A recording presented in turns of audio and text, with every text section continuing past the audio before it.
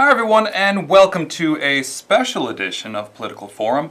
My name is Mike Jacobson. I'm a staff member here at KNTV, and joining us today is the State Senator Iris Martinez, who represents the 20th District. Well, I'm very happy to be here. Thank you for the invitation. All right, so for folks who may not know much about you, or maybe the first time they've been introduced to you, why don't you tell folks about yourself? I am State Senator Iris Martinez. My district is in the heart of Albany Park, Logan Square. I would say from Fullerton all the way to Lawrence, from Austin to California is basically my district, and the north side.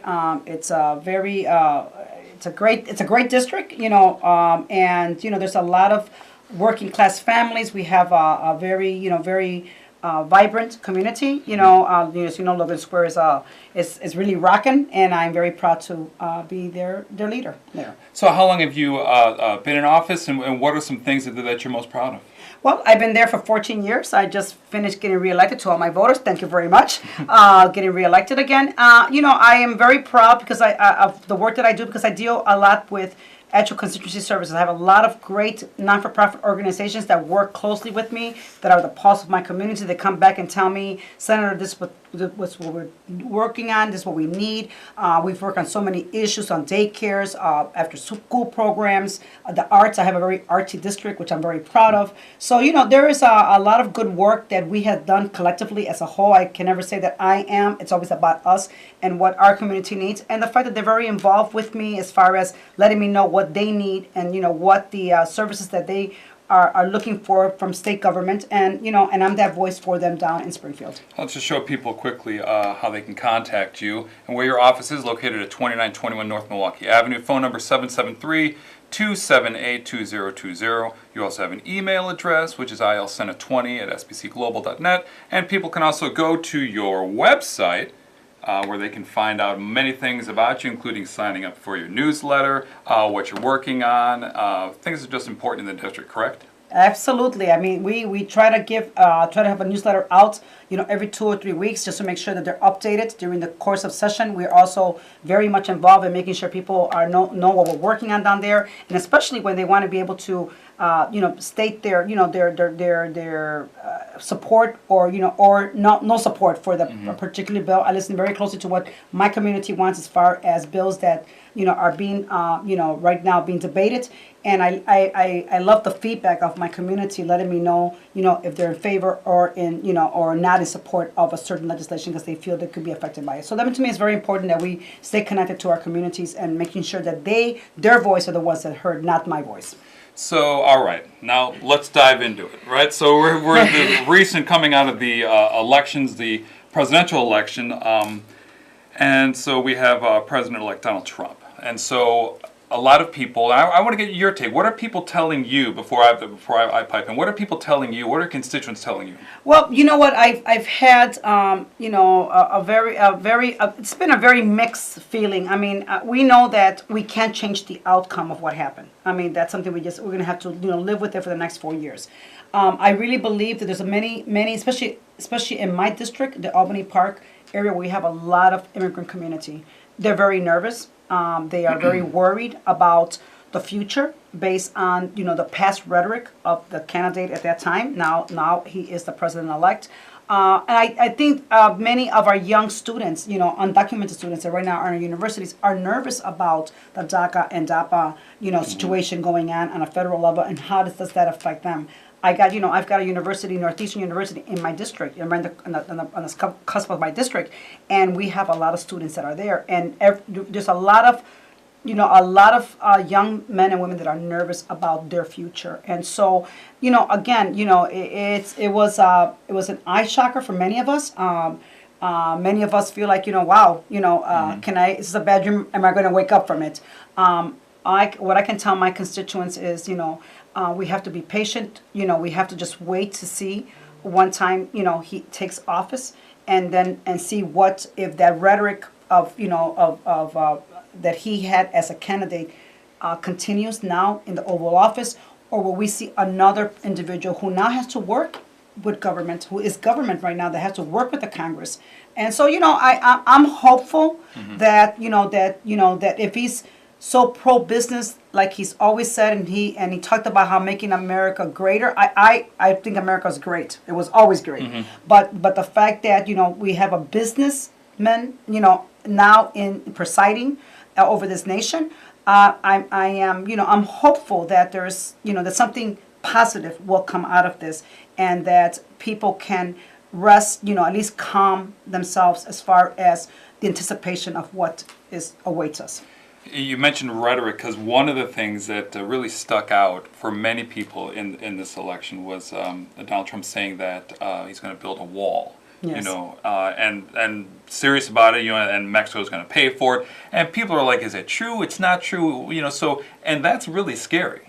I think that, when you start talking as a candidate and using that kind of very negative language when it comes to the attack on Mexicans the way he did, I think that united all immigrants, all ethnicity behind the fact that, if this is your mindset, and this is how you feel, let's see now as president of this great nation, a leader that you're going to be, what are you still feeling the same way?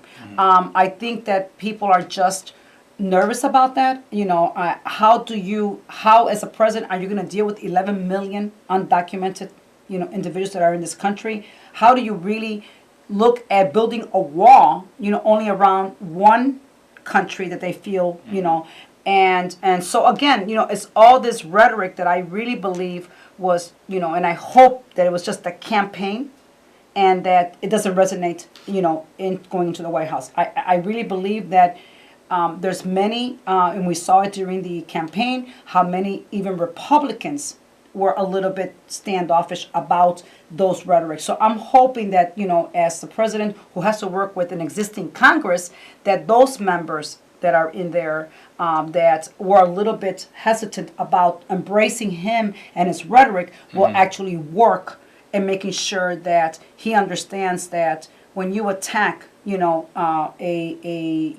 immigrant population, you are attacking many more than what you really believe. Because there's a lot of families, a lot of children that were already born here from immigrant families. So again, there's a lot that you have to deal with as a president of the United States, and I'm hopeful that at least that will work itself out, because if not, I really see a lot of chaos that will occur on our streets.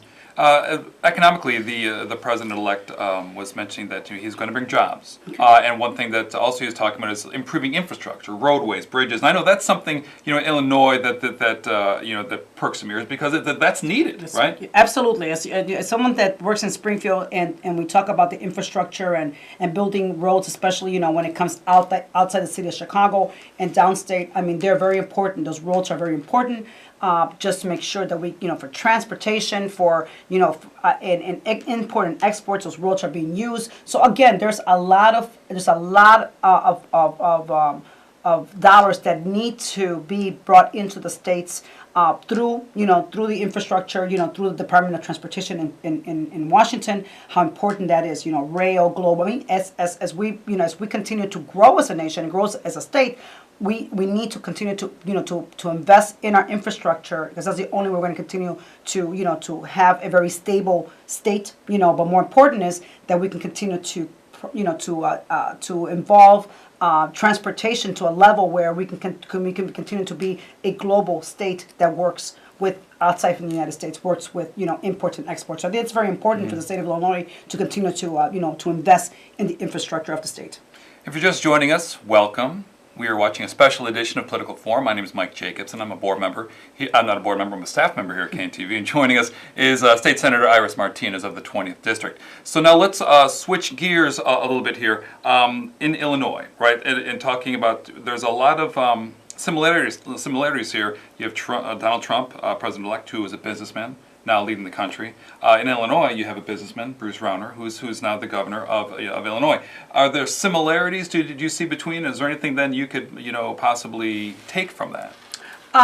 Yeah, I can say that since this past session that Governor Rauner came in, and after his first session, we know that he had a turnaround agenda that many of us did not agree with. There are some things that we can work together on, and that we've done. And now, with a new session coming in, I don't know what the attitude is going to be down in Springfield this time around, especially now that we have a new president coming in from the same party that our governor is from. And I think the most important thing that we're looking is now that these dollars are, that we depend on dollars from Washington, so we can federally match them here in Illinois. What does that mean? Are we going to? I know that the businessmen love to shrink government, and I understand that sometimes we have to shrink some sort of government in order for us to continue to work effectively, making sure that the dollars reach the most neediest out there. Until we see what comes out of Washington under this new president, one time he's sworn in, I think that our governor's feeling pretty good. That we have his party is now in control of Congress completely. Now with the White House too. So again, I'm a little weary about the fact that what does matching funds mean to us here in Illinois when we depend on those matching funds.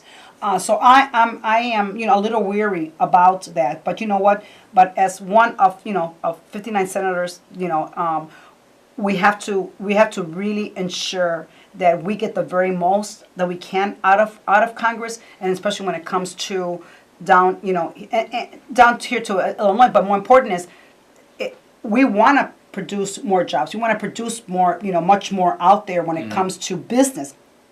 Yes, but we cannot ignore the human factor when it comes to services, human services. Dollars to our seniors, dollars for our daycares and after-school programs, dollars for the arts program that keeps our young men and women engaged, money for our public universities that are so important to continue to produce the next workforce, the next professionals that are going to be taking over.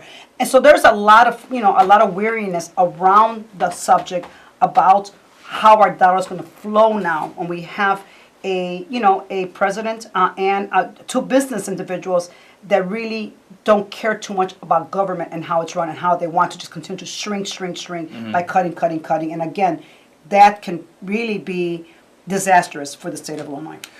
So for the election, did the needle move one way or the other in terms of who was elected and who was not elected? Whether there was four seats that came in for the Republicans? Over in the House, there was a gain of 4 Republican seats. Yeah. In the Senate, there was a gain of 2. One of our Democratic downstate senators did not run again.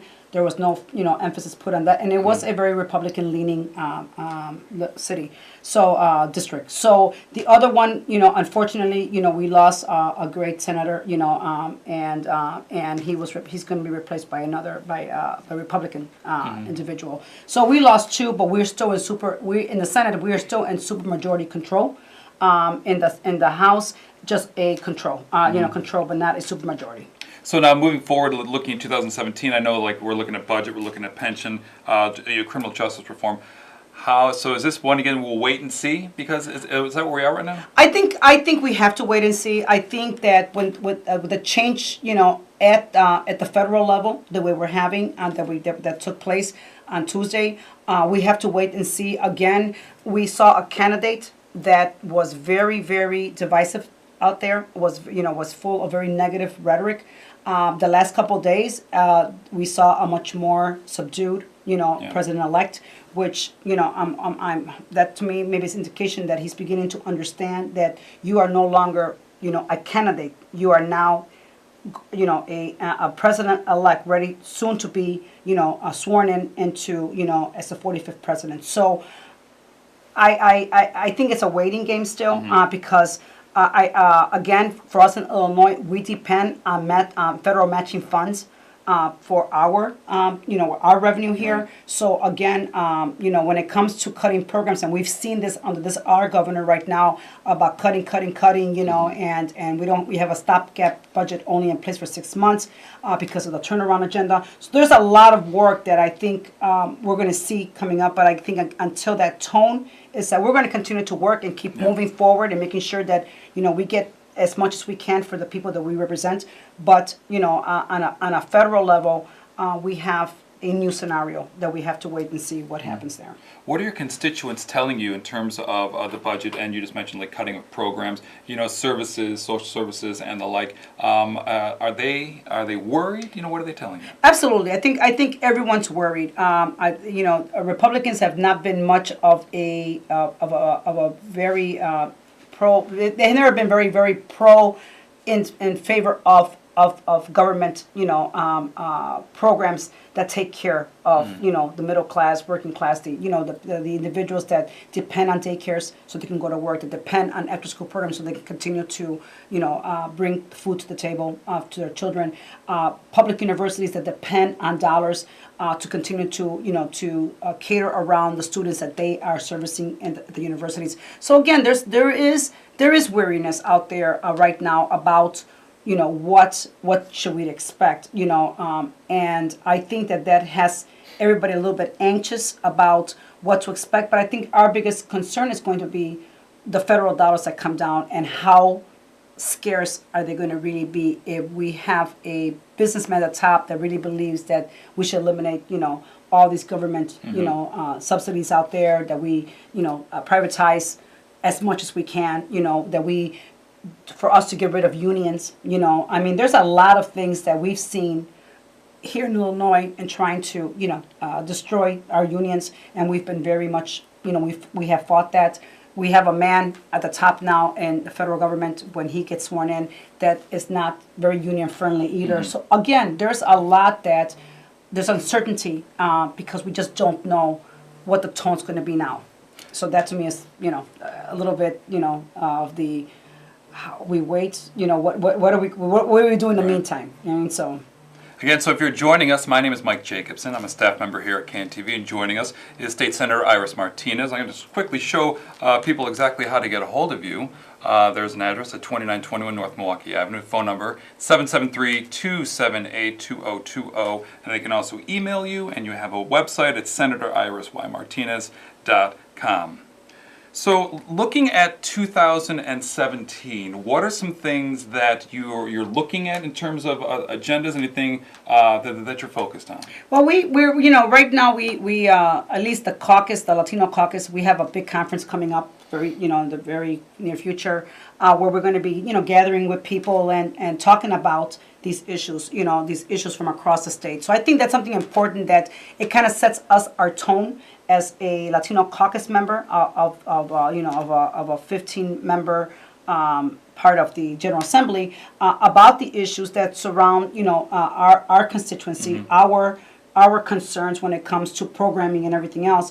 And it also gives a chance to look at some of hear from the young men and women out there that are actually really want to know also what's going on with them, what's going to happen at the public university, what's going to happen with some of these bills that we have out there, legislation we have out there, helping our young men and women be able to afford the university. So there's a lot of little things that are out there right now that we're looking forward in the next week or so to talk about. But more important, is a matter of listening, doing. We're basically waiting. We have to. It's almost like a waiting game that we have to play this game now because we're not sure what's going to happen with in Congress. We know our governor. We know that what our governor has been up to the last year, as far as what are the things that his turnaround agenda. We know that. I don't think that's going to change. But what does change is the flow of dollars that are going to come back into the state via the federal government. What does that mean? Does that mean that we're going to have to look at cutting away on many more other programs, doing away with programs? Again, that's something that we are just having those conversations right now and hoping that, next week when we get back down to Springfield that we're able to discuss, what we're doing and what direction are we going come January. We have about 10 minutes left in the show, so I want to get over some points. Some things that's near and dear to your heart. Deported veterans. We're continuing to push for deported veterans to be returned home to the United States. If you can talk about that. Yeah, we talked. We had a hearing where we had some veterans that were in contact with other veterans that had been deported because of either mental health issues and because of the fact that they were deported without getting their service. We want to be able to return those veterans back to the United States so they can get the proper services that they deserve as veterans that they are. Today being, Veterans Day, we have to keep those men and women in mind, and making sure that they get the best services. And right now we have many deported veterans that are not receiving service that they're entitled to because they fought for this country. So that's a bill that it's very important to me. I had them testify. I had some veterans that testified in my committee, and it was just hearing their sad story. Really is something that we have to work on to make sure that they are brought back and given the proper services that they need. Also, a student access bill to help for paying for education. Talk about that, please. The student access bills are a very important bill to many of us, and that's because we have a lot of students right now in our public universities that the universities' hands are tied because, first of all, our undocumented students are not entitled to any kind of financial help. Many of the universities want to be able to have that power to be able to look at some of the private dollars that come in and some of the other dollars, foundation money that comes in, that they can offer a stipend, a waiver to these students that are their top aces in their universities, and they want to be able to retain instead of losing them to another state. So this bill gives the power back to the university to be able to not get in trouble for giving dollars to an undocumented student, even though that undocumented student was brought here at a young age, has gone through all of our our elementary, secondary, and college. They are residents to me of our great state. They pay in-state tuition, but they're not entitled to financial help. And as you know, as universities continue to increase their tuition, I see that less and less the ability for our young men and women to afford universities. This is our next workforce. We have to invest in them, regardless of their their immigrant status. And also, actually, this was a part of the national scene with President-elect Trump was gun control, violence, especially in the city of Chicago. And the President-elect Trump actually used Chicago, referencing the violence. So what is important to you? What are your constituents telling you, and how can we help solve the problem? Well, I think that as we had the elimination of some of these gun violence control dollars that we had, we had some funds that were going into our departments to help address some of the issues in our communities. Minus those dollars in the past year, as you can see, our violence has tripled. To know that we go, when we go out of the state and visit other states, people say, "Oh my goodness, the violence in Chicago." I mean, that's all I have been able. And whenever I've met with somebody that doesn't live in Illinois, that's the first subject they bring up to us. So yes, it is a national news. We have to invest in guidance preventions, and especially in the city of Chicago, where we've seen so much of it. We have to help our youth in these areas find jobs, find economic development in these communities where the violence is so big. So and I think that with the lack of funds that we've seen have not gone into those communities, we're seeing the outcome of it. And so I really believe that we have to really this coming year, this coming session, talk about and find ways of making sure that we're funding programs that are helping our youth not choose the streets as an alternative when we can offer them a job. And that to me is very important. Once again, this is a special edition of Political Forum. My name is Mike Jacobson. I'm a staff member here at KNTV, and joining us is State Senator Iris Martinez of the 20th District. So we have about 5 minutes left in the show, and I want to dedicate the last portion of the show to the Illinois Legislative Latino Caucus Foundation Conference. So for folks who may not know about it, what is it? What's the goal of it? Right. For 14 years, this year will be our 14th annual, and it's a bringing together of people across the state of Illinois, and we've had people from other states just come because this conference talks about key issues. Right now, a couple of the subjects that we're going to be talking about: entrepreneurship. We're going to talk about immigration. We're going to talk about education. We're going to talk about subjects that are very relevant to what's going on in our communities today. The lack of funding on certain programs that really stabilize our community. The fact that we want to see more.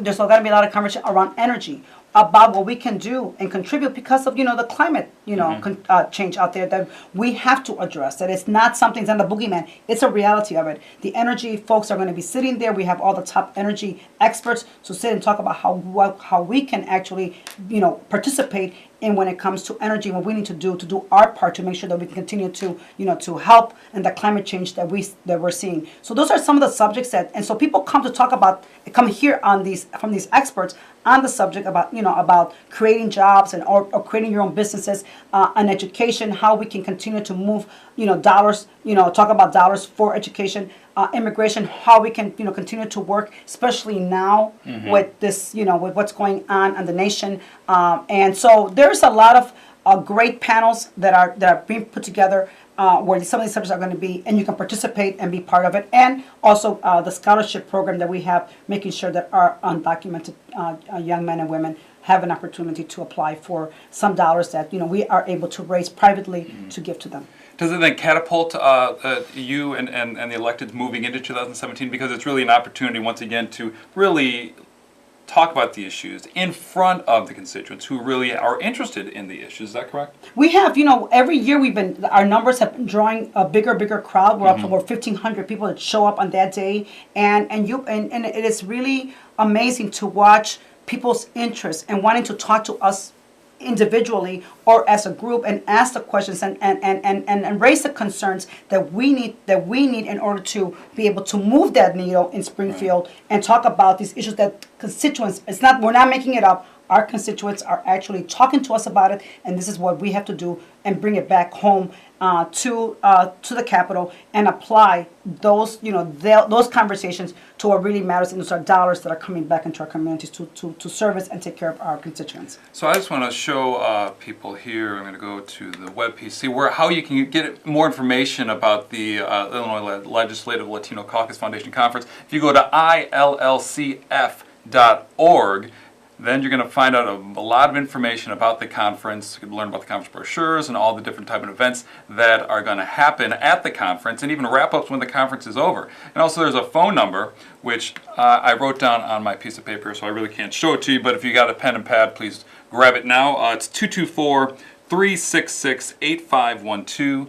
That's 224-366-8512. Okay, so we got to wrap up the show now. So, what's maybe the most important thing? I always like to ask this question. The most important thing that you want to get across to your constituents, to people in Chicago, to our viewers here today, moving forward, post-election, moving into 2017. What I want to be able to share, and at least, is to ask our constituents to be patient. We know we're all weary about what's going to happen, but if we continue to stand together, we stand strong. And I think that, there is a whole new, administration coming in.